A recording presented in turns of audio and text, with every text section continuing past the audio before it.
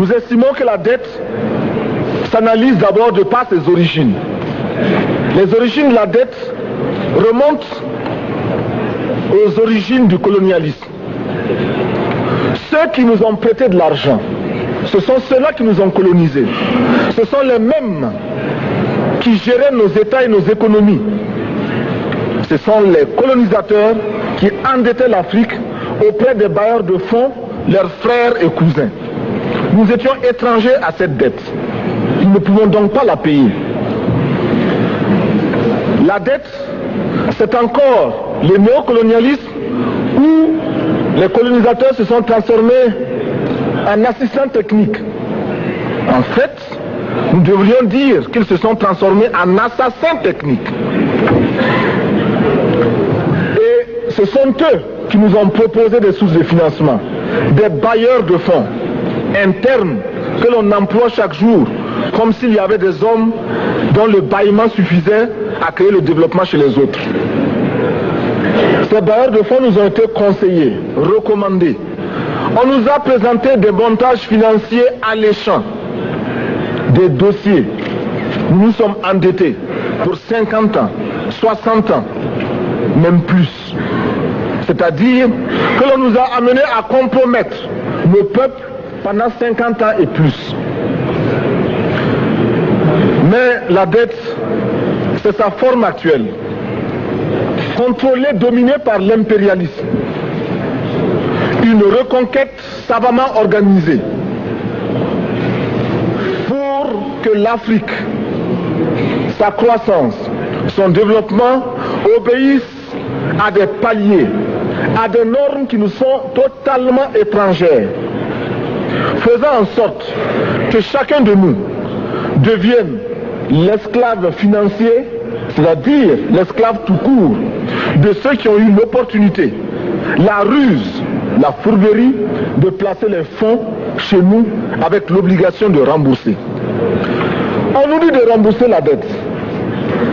Ce n'est pas une question morale. Ce n'est pas une question de ce prétendu honneur que de rembourser ou de ne pas rembourser. Monsieur le Président, nous avons écouté et applaudi le Premier ministre de Norvège lorsqu'elle est intervenue ici même. Elle a dit, elle qui est européenne, que toute la dette ne peut pas être remboursée. La dette ne peut pas être remboursée.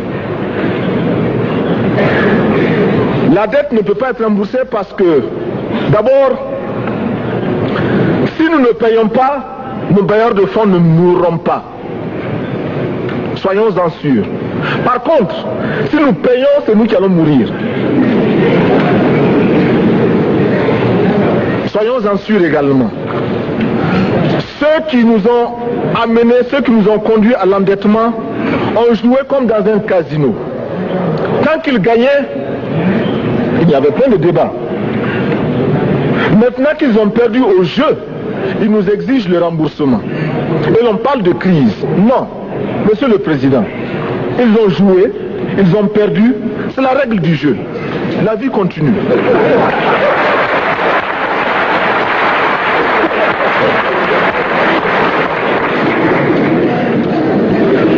Nous ne pouvons pas rembourser la dette parce que nous n'avons pas de quoi payer. Nous ne pouvons pas rembourser la dette parce que nous ne sommes pas responsables de la dette.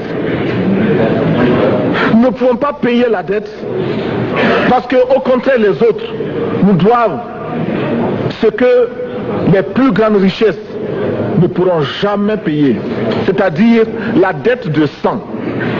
C'est notre sang qui a été versé. On parle du plan Marshall qui a refait l'Europe économique. Mais l'on ne parle jamais du plan africain qui a permis à l'Europe de faire face aux hordes hitlériennes lorsque leur économie était menacée, leur stabilité était menacée. Qui a sauvé l'Europe? C'est l'Afrique. On en parle très peu. On en parle si peu que nous ne pouvons pas, nous, être complices de ce silence ingrat. Si les autres ne peuvent pas chanter nos louanges, nous avons au moins le devoir de dire que nos pères furent courageux et que nos anciens combattants ont sauvé l'Europe et finalement ont permis au monde de se débarrasser du nazisme. La dette, c'est aussi la conséquence des affrontements. Et lorsque l'on nous parle aujourd'hui de crise économique, l'on oublie de nous dire que la crise n'est pas venue de façon subite. La crise existe de tout temps. Et elle ira en s'aggravant chaque fois que les masses populaires seront de plus en plus conscientes de leurs droits face aux exploiteurs. Il y a crise aujourd'hui parce que les masses refusent que les richesses soient concentrées entre les mains de quelques individus. Il y a crise parce que quelques individus déposent dans des banques à l'étranger des sommes colossales qui suffiraient à développer l'Afrique. Il y a crise parce que face à ces richesses individuelles que l'on peut nommer, les masses populaires refusent de vivre dans les ghettos, dans les bas quartiers. Il y a crise parce que les peuples partout refusent d'être dans Soweto face à Johannesburg. Il y a donc lutte, et l'exacerbation de cette lutte amène les tenants du pouvoir financier à s'inquiéter. On nous demande aujourd'hui d'être complices de la recherche d'un équilibre. Équilibre en faveur des tenants du pouvoir financier, équilibre au détriment de nos masses populaires. Non, nous ne pouvons pas être complices. Non, nous ne pouvons pas accompagner ceux qui sucent le sang de nos peuples et qui vivent la sueur de nos peuples. Nous ne pouvons pas les accompagner dans leur démarche assassine. Monsieur le Président, nous entendons parler de clubs. Club de Rome, club de Paris, club de partout. Nous entendons parler du groupe des 5, du groupe des 7, du groupe des 10, peut-être du groupe des 100, et que sais-je encore. Il est normal que nous créions notre club et notre groupe.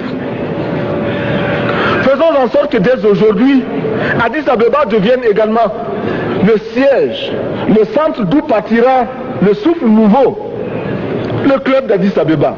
Nous avons le devoir aujourd'hui de créer le front uni d'Addis Abeba contre la dette.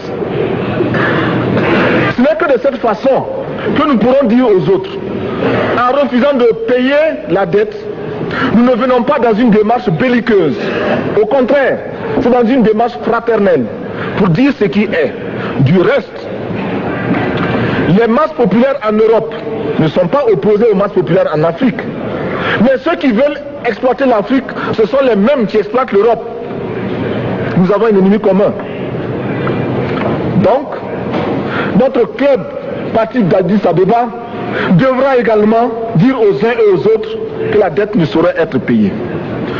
Et quand nous disons que la dette ne saurait être payée, ce n'est point que nous sommes contre la morale, la dignité, le respect de la parole. Parce que nous estimons que nous n'avons pas la même morale que les autres. Entre le riche et le pauvre, il n'y a pas la même morale.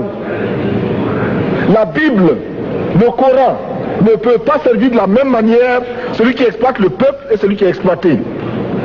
Il faudrait alors qu'il y ait 2 éditions de la Bible et 2 éditions du Coran.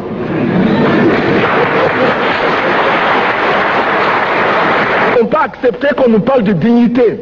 Nous ne pouvons pas accepter que l'on nous parle de mérite de ceux qui payent et de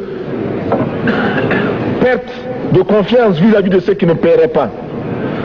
Nous devons au contraire dire que c'est normal aujourd'hui. Nous devons au contraire reconnaître que les plus grands voleurs sont les plus riches. Un pauvre, quand il vole, ne commet qu'un larcin ou une peccadille, tout juste pour survivre par nécessité.